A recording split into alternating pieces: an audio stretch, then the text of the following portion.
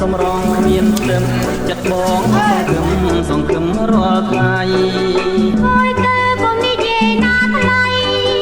ហើយទៅកុំនិយាយណាថ្លៃខ្ញុំគ្មានបាតីនឹងថ្លៃសងទេខ្ញុំគ្មានបាតីនឹងថ្លៃសងទេ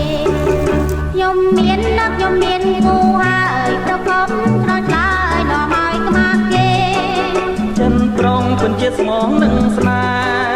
ចិនត្រង់ពិនជាស្មងនឹងស្នេហ៍គុំឆ្លើយថាទេណាអូនគុំឆ្លើយថាទេណាអូន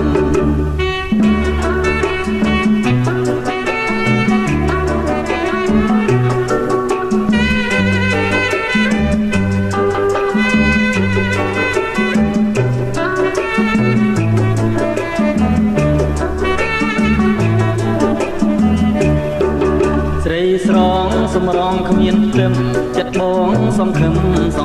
រាល់ថ្ងៃហើយទៅកុំនិយាយណាថ្លៃហើយទៅកុំនិយាយណាថ្លៃខ្ញុំគ្មានបាតីនឹងថ្លៃសងទេខ្ញុំគ្មានបាតីនឹងថ្លៃសងទេខ្ញុំមាននឹកខ្ញុំមានគូហើយប្រកបស្រស់ឆ្លើយដល់ហើយខ្មាស់គេ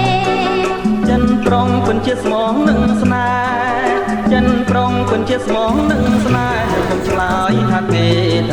ណាអូនគុំឆ្លើយថាទេណាអូន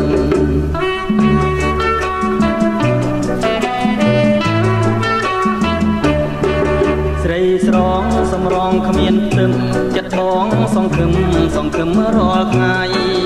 ហើយទៅកុំនិយាយណាថ្លៃហើយទៅកុំនិយាយណាថ្លៃខ្ញុំគ្មានបាតីនឹងថ្លៃសងទេខ្ញុំគ្មានបាតីនឹងថ្លៃសងទេខ្ញុំមាននឹកខ្ញុំមានគូហើយប្រកបស្រស់ឆ្លើយនាំឲ្យខ្មាស់គេចិនប្រងពិនជាស្មងនឹងស្នេហ៍ចិនប្រងពិនជាស្មងនឹងស្នេហ៍គុំឆ្លើយថាទេ